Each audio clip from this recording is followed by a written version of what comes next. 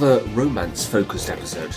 Man, does this show seem to have a lot of them. They bring back Robbie, which I think is kind of interesting. I didn't really expect them to do that, but, they kind of just sort of acknowledge that, he did get sort of thrown in to kind of a bad situation with him and Wendy, and, they kind of I like the idea that they feel the need to kind of resolve that and make sense of his life. And also we get to meet his parents, which I thought was freaking hilarious, that old sort of cliche of, the parents are completely different from the child kind of thing. And, kind of another sort of plot that has been done a lot in kids' shows, but with a slightly different kind of twist on it. The two people taking love potions and... the sort of dire consequences, or perhaps not so much in this case, and a different kind of twist on it with the fact that the two of them actually stay together at the end of the episode. Even though they're kind of under a spell, it's still in effect at the end of the episode. I kind of find that idea kind of interesting. I hope that they bring this back at some point, because even though they're happy, there's kind of this sort of little sort of inkling in the back of your mind. They're under a spell. Is it sort of real love, or what is it? Is this love potion maybe something that has actually caused them to fall in love when, before there was absolutely no elements of love whatsoever, or is it just a little bit of a push in the right direction kind of thing? Because you do see that sometimes in real life. There are two people who do actually genuinely deep down like each other. They either just feel uneasy about revealing their feelings to the other person, or, they just don't realise it yet. So I'd be kind of interested to see, if they can explore this in a later episode, maybe to see exactly what the love potion has done to Robbie and Tambry. The love god himself, I wasn't too keen on. I found his character a little bit annoying. I didn't quite get the idea with him being kind of a slob and kind of being all over the place. Also, he kind of comes out of nowhere. He's sort of like Mabel's there, sort of thinking to herself, how am I going to get Tambry and Robbie to like each other? And then bam, this guy that can magically make people fall in love just conveniently shows up at that particular moment.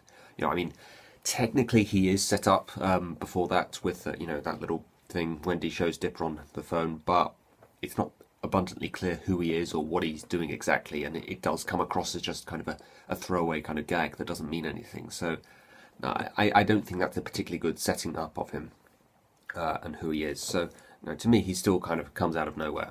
I like the idea of he can make interspecies fall in love, though. I don't think I've seen that before with this kind of plot, and... Mabel's sort of shipping name for a snake and a badger, a snadger, which also makes me think, what would the pig and the goat be called? Pote, I suppose, would be the best option there for a pig and a goat. I also found it a bit weird that Robbie and Tambry, they're served chips with this kind of weird pink glitter all over them, and they don't really think anything of it. It's like, and also the guy in the kitchen is sort of like, Mabel just comes in, oh, can I just pour this potion all over your chips that you're about to serve? And he's like, yeah, sure, okay. He just goes along with it. It's kind of a lot of the sort of stretches you need to take in, I don't know what the word is, believability, I guess, in terms of what happens in this episode, really. I also like that, Nate has a crush on Tambry, and there's little hints before it's actually revealed that he has a crush on her, because, he calls her Tambers, I think it is. I forgot what it was, actually. Some kind of nickname. And then he says later, we need to wait for Tambry. We can't leave without Tambry, So little sort of hints there. That was kind of clever. I can completely relate to Thompson. I was a lot like Thompson, I think, when I was growing up as a teen. Well, not growing up, but as a teenager. I was a lot like him. I would sort of try to get into the inner circle of maybe a sort of group of friends, and if that sort of meant having to be embarrassed or, acting a bit stupid, I kind of didn't really sort of mind that. I kind of felt like maybe that could be like my kind of thing, and I also saw it as sort of like people were laughing at me. Maybe that meant I was a funny guy, or maybe that meant I was very entertaining or something. I was very sort of naive at that age. I didn't really think things through very well. I think teachers always teach you they are laughing at you, not with you. I never really quite knew what that meant. Like, yeah, I know they're laughing at me. That's the whole idea. That's the thing I like about it. When people go to see a stand-up comedian, the audience is laughing at them. They're laughing at their jokes. So I don't know what that means. But yeah, I sort of get what they mean by that, is the sort of fact that, that they don't actually consider you a friend. They're not laughing at, you being a funny guy or anything. They're just sort of exploiting you and laughing at, you're being exploited, and the sort of fact that they're glad it's not you. They're glad it's not them, rather. Just laughing at how you're being humiliated, basically. they don't actually like you. They just like seeing somebody being humiliated, basically. So yeah, I can completely relate to what Thompson is going through here, and also kind of resolves things between Wendy and Robbie. That was nice to see, showing there's no longer any kind of friction between the two of them. Would have been kind of a bit more interesting to see maybe Dipper and Robbie share a scene together, maybe in this episode, to show that, yep, those two are all right, because, even before Robbie and Wendy fell out, there was already friction between Robbie and Dipper.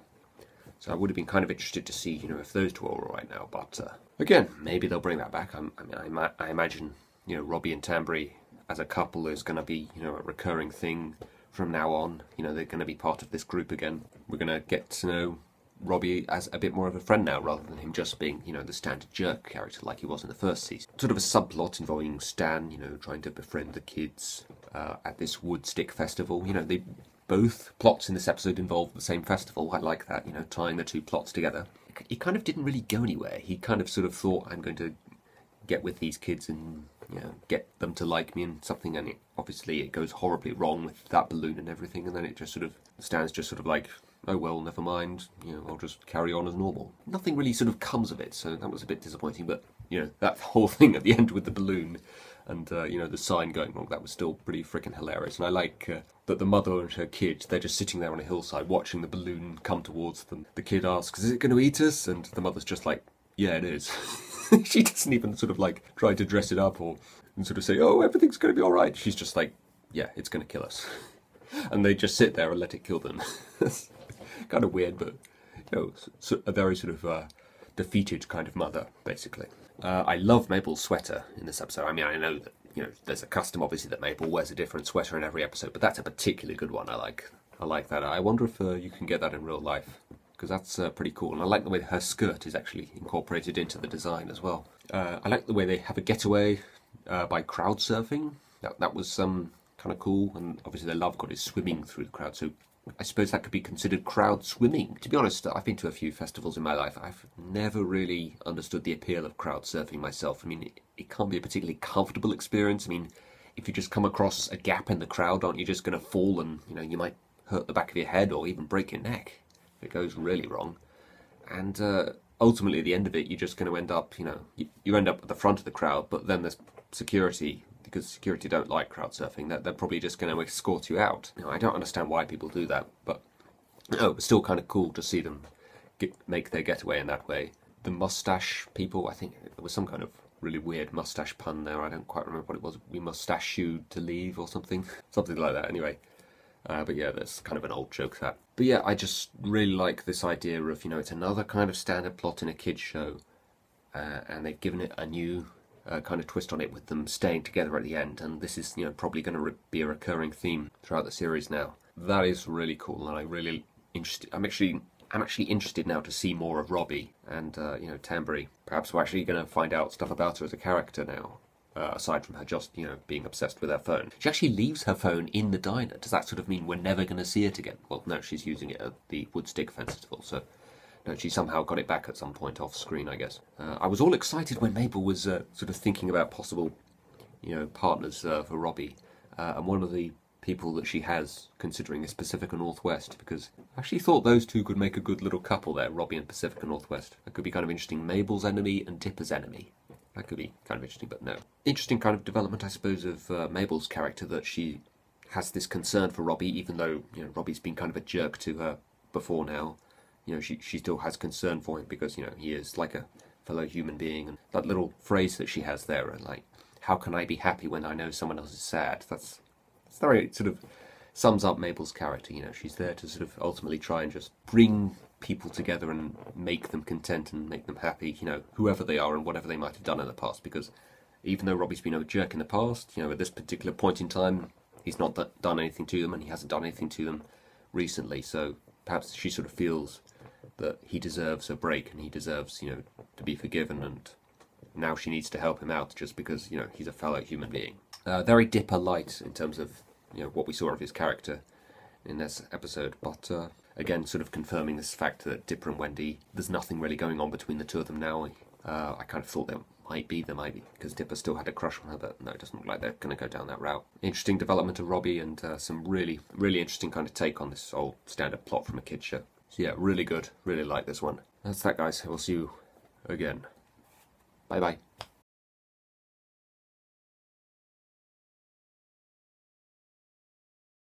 But yeah, obviously it's the idea that, you know, it doesn't really mean that they